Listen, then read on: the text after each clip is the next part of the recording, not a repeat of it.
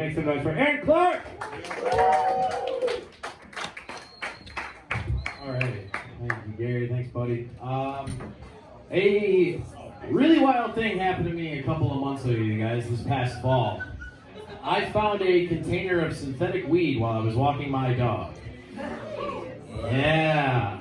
Otherwise known as K2, Spice, or as I like to call it, the evil stepmom of weed. You know, because it markets itself to be exactly the same and tell you that nothing's going to change when it's not. It's going to be a lot more fucking painful. A lot of nightmares. Even crazier is where I found the container of synthetic weed. Right next to the Little League field behind my apartment. Won't that just crush your innocence, guys? Like, you know, just like, oh, whatever smidgen you might be holding on to. I get a feeling it's a lot like finding a syringe in the ball pit at Chuck E. Cheese. You know, like, I feel like those two things are really similar.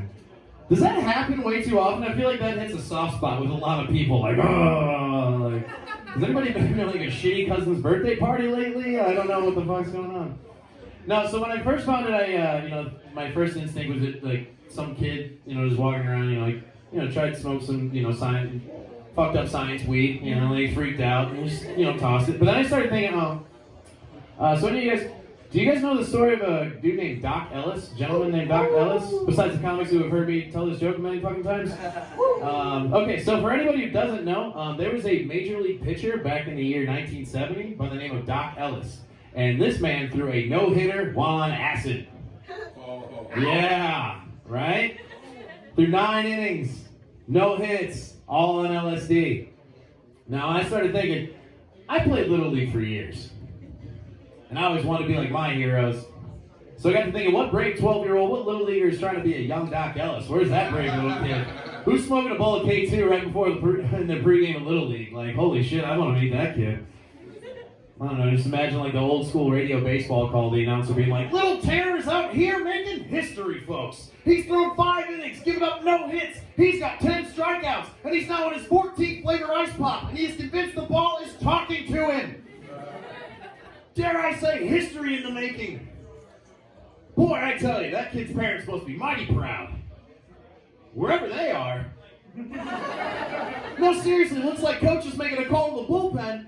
No, he's calling DCFS. That's probably the better choice there. Good call there, Skip. It's your U.S. Cellular call to Child Protective Services, sponsored by U.S. Cellular. Now for $39.99 a month, you can get a foster family plan. Bottom line is, let the kids smoke the wacky weed and we'll keep the good stuff. Okay, guys? So this past Friday, I saw possibly the most petty interaction I've ever seen in my entire life. I was outside the bar after an open mic, and I was smoking cigarettes with like 4 people.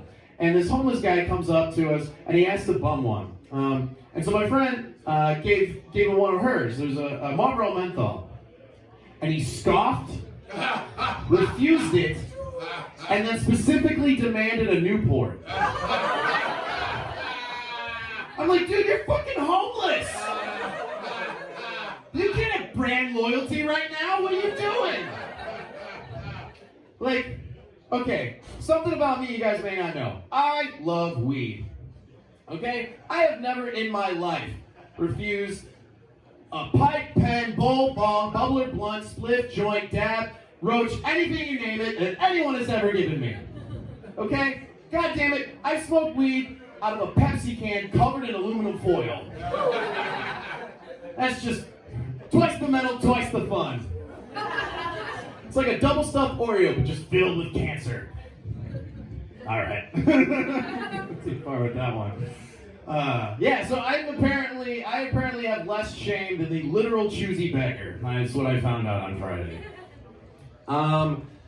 So yeah, I got a couple of cool jobs. I work as a bartender multiple nights a week, which is great. I like that. Hell yeah. It's a great time. My other job though, during the daytime, I teach science classes to after-school programs, which ironically fuels my alcoholism a lot more than bartending. Yeah, so I get to put on a lab coat and play Professor Aaron. And let me tell you guys, Professor Aaron, that dude, way qualified to teach kids science. Because he got a B in college physics on his 4th try. Yeah, he's working hard. Yeah, so I teach at a lot of elementary schools, but I also teach at a lot of boys and girls clubs, and I will say, vastly different. The boys and girls clubs, the classes I teach there, let me put it to you this way. A vast majority of the students' names in the Boys and Girls Clubs I teach, they either end in Eon or Drup. If I can paint a picture for you guys, okay? Alan knows what I'm talking about. He's on board, cool. So, and you know what, like, I grew up in the south side of Chicago, like, my entire life, pretty much. And I thought at this point in my life, I had maxed out on all my white guilt. But it turns out I got reserves, guys. And I found out I do by teaching at these Boys and Girls Clubs, and I found out the hard way when I was teaching detective science, and I was getting the fingerprints of young black children while they're asking me, why are you doing this to us? I got no fucking clue. Get up, Gary, you guys are very fucking redneck.